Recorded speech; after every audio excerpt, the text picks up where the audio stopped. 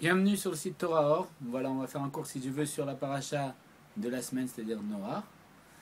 Et d'après une des explications du livre qui est en téléchargement sur le site atelier yetzira.org, un regard chassidique sur les 5 livres de la Torah. Voilà. Alors ça commence comme ça. Adam Harishon, le premier homme, était une âme juive uniquement une âme divine. C'est-à-dire que Adam lui-même, c'était qu'une âme divine. Les non-juifs découlent du Nachash, le serpent primordial. C'est-à-dire que la source des non-juifs, ça vient de ce serpent-là. Le mélange de la semence du Nachash et de la semence de l'homme donnera naissance à l'humanité entière. Le fait que la semence de Adam Harishon et la semence du Nachash sont mélangées, ça c'est toute l'humanité. Dès lors, l'âme animale et l'âme divine sont mélangées. Donc on comprend de là que l'âme animale est représentée par le serpent, donc elle est rusée, comme définira le Rabbi Maharash dans un Yom Yom, dira il ne faut pas croire que l'âme animale, même si on sait que c'est péjoratif d'appeler une âme animale, donc on comprend de là que, parce que une âme c'est spirituel, comment on peut l'appeler animal? On peut comprendre que c'est la chute d'une âme d'un niveau spirituel. Le spirituel ça représente l'infini, le niveau de l'infini c'est qui s'est limité. Et c'est quoi l'animal? C'est la limitation par excellence. Donc on comprend que à travers l'âme animale, l'expression c'est l'infini qui s'est limité à travers un système. Et donc il dira comme ça le Rabbi Maharash, ne crois pas que ce système il est si fermé, si bloqué que ça. Pourquoi? Il dira, ne crois pas que l'animal c'est simplement un animal. Ça peut être le plus rusé des animaux. C'est-à-dire quoi? Le plus rusé, et le Rabbi Rachab dira dessus qu'il savait qu'il y avait un Yetzara, un mauvais penchant, mais un Yetzara chassidique, ça il ne savait pas. Un Yetzara chassidique, c'est un terme précède, vouloir être un chassid, vouloir faire plus, toujours exceller. C'est-à-dire qu'il y a une âme animale qui veut toujours trouver une solution, qui veut toujours trouver une ruse pour pouvoir faire sa volonté. Et donc, il dit comme ça que l'âme animale, ça peut être quoi? Ça peut être un chassid, c'est-à-dire que ça peut être une âme animale chassidique, c'est-à-dire que c'est une âme qui peut connaître plus de Torah que nous, et nous plaider la cause de telle manière que nous prouver par A plus B qu'on se trompe d'après les voies de la Torah pour faire sa volonté à elle. Et donc, on sait très bien que le Nachash, le serpent vient du terme Nachash, devinez.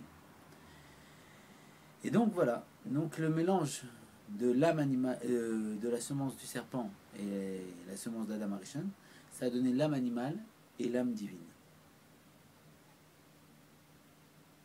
Le mot Nachash est de l'étymologie, comme il dit, de deviner. Les Nachesh. Ce qui sous-entend que le divin ne sera plus perçu par l'homme que par le biais d'un effort personnel. Maintenant, il faut réfléchir, il faut deviner le divin. Avant, le divin était telle une évidence, et aujourd'hui, le fait qu'on est tombé dans l'âme animale représente le serpent il est du langage des Nachesh deviné, et donc il faut deviner le divin, vu qu'on est tombé dans une expression où le divin n'est plus une évidence, mais un effort du fait qu'il faut deviner. La lutte des hommes saints de la période précédant le don de la Torah est une lutte pour obtenir et garder en soi l'âme de lumière, l'âme divine. C'est-à-dire le travail avant Matan Torah, avant le don de la Torah, c'était de garder l'âme divine. C'est-à-dire Adam Harishon tel qu'il était avant qu'il soit touché par la faute du serpent et qui a donné naissance au Goïm. C'est-à-dire quoi Goïm? Goïm au pluriel, une nation, plusieurs nations différentes de Dieu. Goï c'est une nation, donc des peuples indépendants de Dieu, des peuples au pluriel qui sont autres que Dieu. Dans les années évoquées par le livre de Bereshit, l'humanité est dans la phase du Tohu, le désordre du monde comparable à l'enfance de l'homme.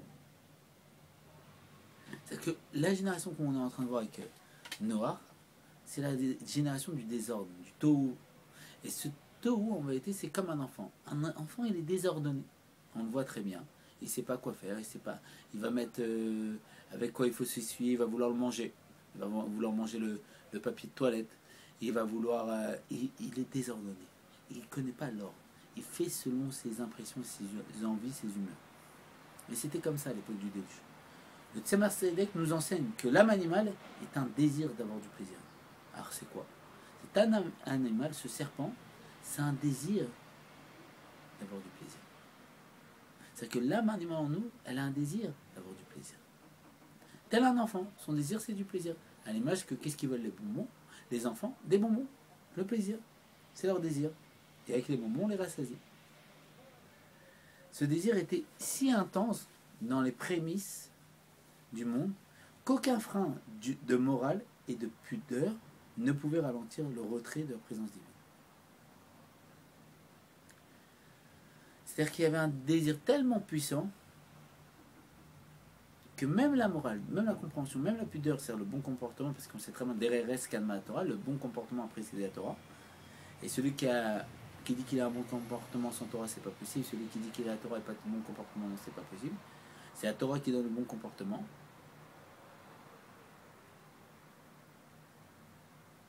Et le fait qu'il se comportait comme ça, petit à petit, l'âme animale prenait la place, et donc les gens avaient qu'un désir d'avoir du plaisir. Et ils étaient complètement désordonnés, faisaient ce que bon leur semblait. Et la présence de Dieu, automatiquement, comme c'est expliqué dans le Mahamar Bati Gani, le premier Mahamar que le Rabbi il a dit, qui est la suite des Mahamarim de son beau-père, que la Shrina, la présence de Dieu, s'était élevée d'un cieux à cause de la faute d'Adam et Rishon, et à cause de cette faute-là, elle s'élève d'un cieux, c'est-à-dire que la présence de Dieu s'élève. L'âme divine se sépare. Parce qu'elle ne peut pas rester avec l'impureté. De 7 degrés,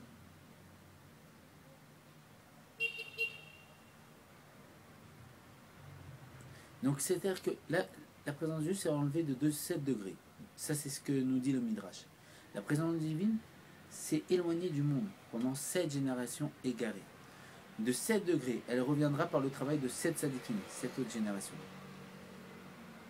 C'est-à-dire qu'on sait très bien les sadikim qu'on fait redescendre, ça a commencé par Abraham, après Israël, Jacob, ainsi de suite.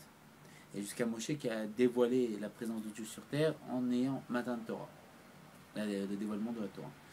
Les générations sont définies par le juste qui maintient la génération vivante, de par le désir de se lier à Dieu. Comment on calcule une génération? C'est grâce au juste qui dirige la génération. Que penser de la génération du déluge? Et que penser de son chef? Il faut, pour jeter un regard objectif sur cette génération, savoir ce que sera sa suite. Oui, c'est vrai, qu'est-ce qui leur est arrivé? En effet, en hébreu, le mot chaim, la vie, s'écrit au pluriel. La vie, c'est pas au singulier, c'est au pluriel, pour nous faire comprendre qu'il y a plusieurs vies. C'est pour ça que on sait très bien que Dieu il a créé le monde avec le chesed, et chesed, c'est valeur numérique Gilgul. Gilgul, c'est réincarnation. C'est-à-dire que le chesed de Dieu, c'est nous donner la possibilité de se réincarner pour réaliser ce qu'on n'avait pas réalisé. C'est-à-dire de pouvoir ajouter ce qui manquait, ou réparer ce qu'on a détruit, on va dire comme ça. On n'a pas su employer ou diriger. Contrairement aux autres langues, où ce mot est au singulier. La vie au français, c'est au singulier. C'est pas les vies. Lévi, c'est Moshe Rabbeinu. Le Lévi, par excellence.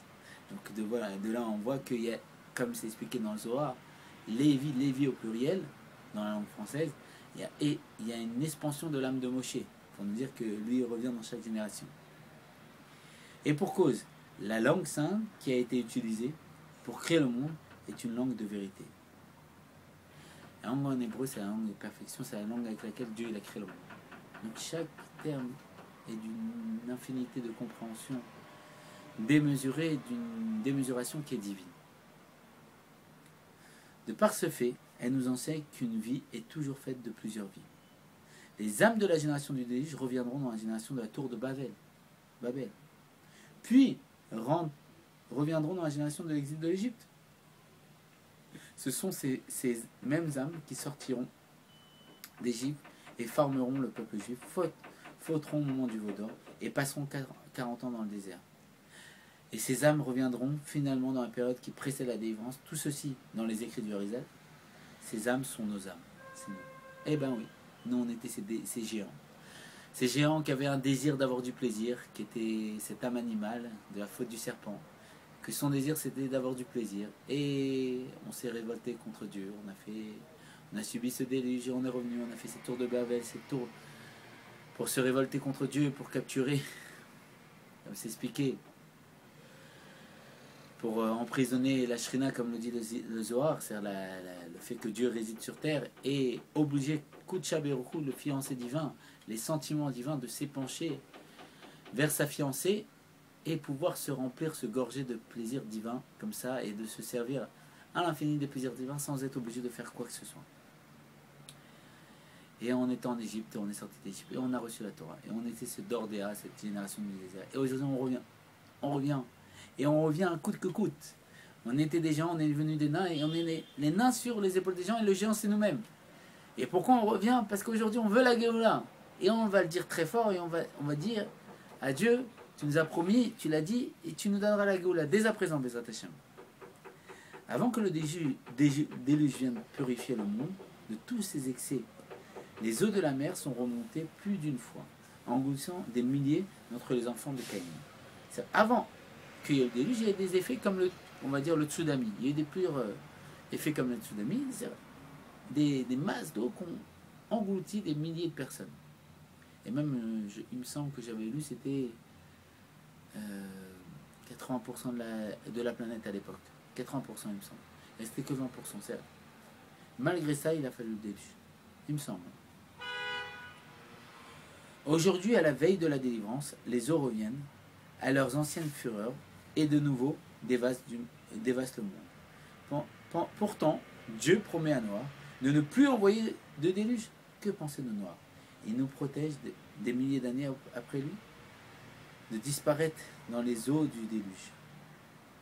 C'est-à-dire que Noah, grâce à lui, comme Dieu lui a promis de ne plus nous faire le déluge, de plus faire le déluge, grâce à lui, on est protégé après des milliers d'années qui soient venues des eaux du déluge. Que penser de sa génération? C'est une génération méritante qui rentre son plein gré dans l'arche de la Torah et des Mitzvot. C'est grâce à lui que, grâce à Dieu, on n'a plus le déluge, grâce au signe de l'arc-en-ciel, qui a été l'alliance entre lui et Dieu, et aussi grâce au fait, comme il a dit,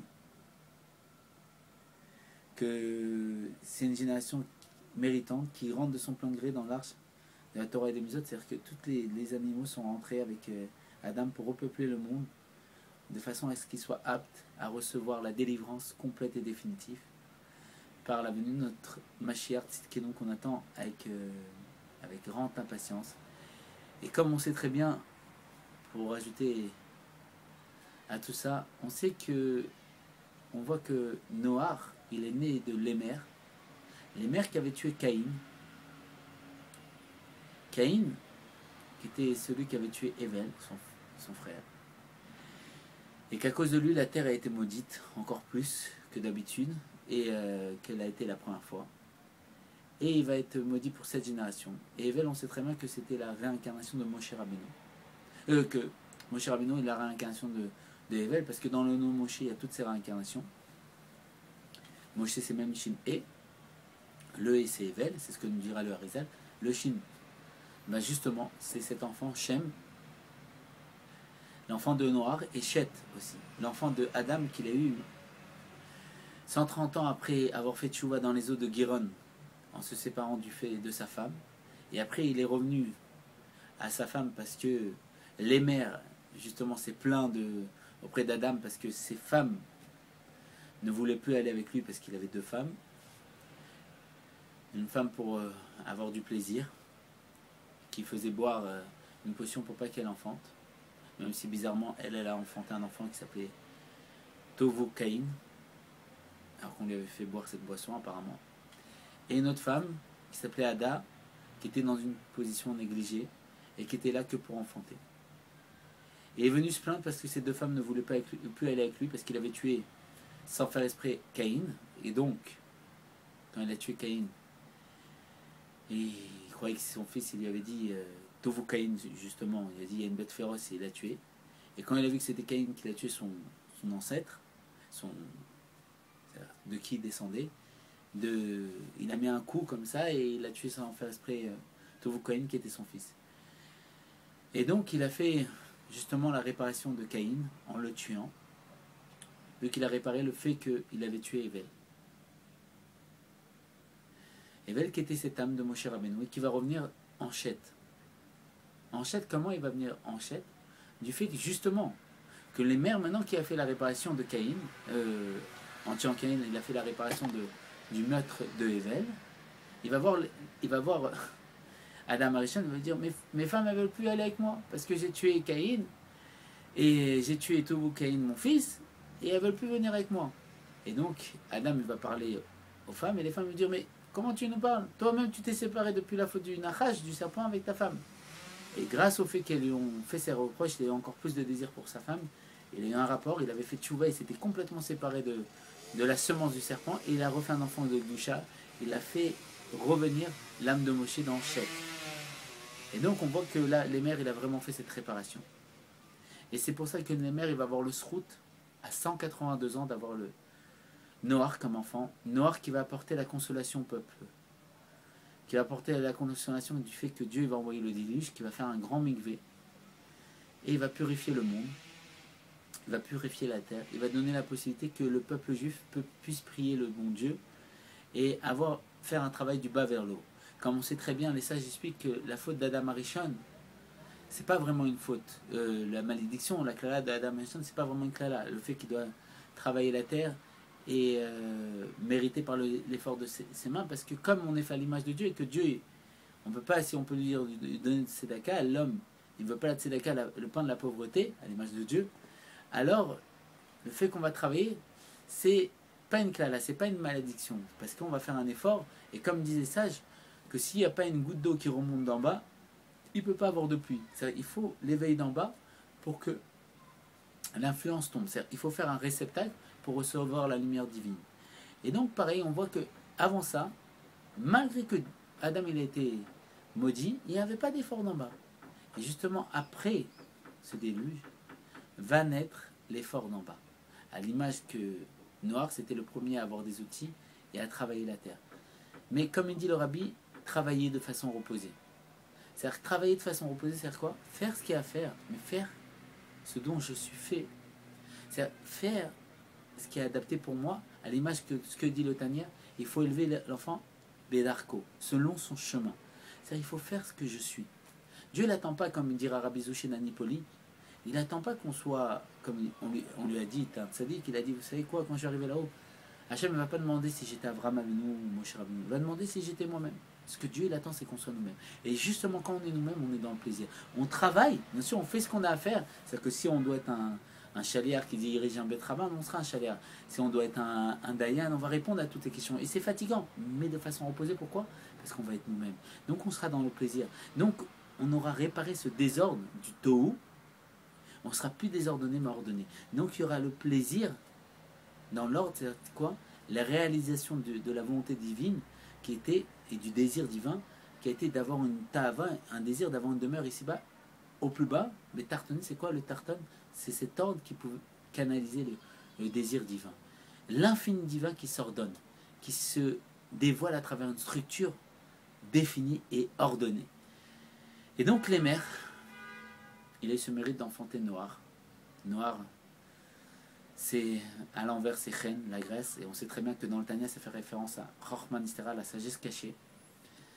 D'avoir ce fils qui va dévoiler la sagesse cachée, qui est cette arche, qui est le dévoilement de la Gadlut Kamorin, la grandeur d'esprit, qui pouvait recevoir toutes les bêtes, toutes les différenciations, et pouvoir coexister avec toutes ces différenciations, parce que c'était Charanoun, les 50 portes de la connaissance, que dès qu'on rentrait, on perdait cette Katnut Amorin, cette petite esprit, c'est-à-dire le fait de penser qu'à ma personne, pour entrer dans une Gadlut Amorin, la grandeur d'esprit qui a accepté tout le monde avec sa différence, et comprendre que justement c'est les différences, c'est ça même la perfection, que lui-même il va rajouter une touche personnelle, et lui-même il va dévoiler que Dieu il est Nimnam Nimnaot, pas empêcher d'être empêché, qu'il est chaque individu de façon personnelle, et que chaque individu est un dévoilement exceptionnel de Dieu, et un être du démesuré, et qui n'a pas encore dévoilé tout son potentiel.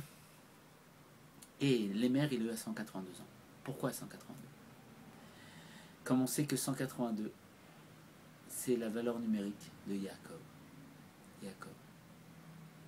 Il a eu Noach à 182 ans pour nous dire que justement, lui, il va pouvoir donner naissance aux générations à venir, jusqu'à l'élu des patriarches, qui est ce Yaakov qui est Yud et Kev, le Yud de la sagesse divine, qui descend jusqu'au Kev, la partie la moins sensible du corps, mais qui porte tout le corps. C'est-à-dire que ce Yud, cet infini, comment on va dire, ce désir de Dieu, qui était le Yehudi, va descendre dans le Kev, dans la structure, dans la partie la moins sensible, dans l'ordination, le tartan le plus bas.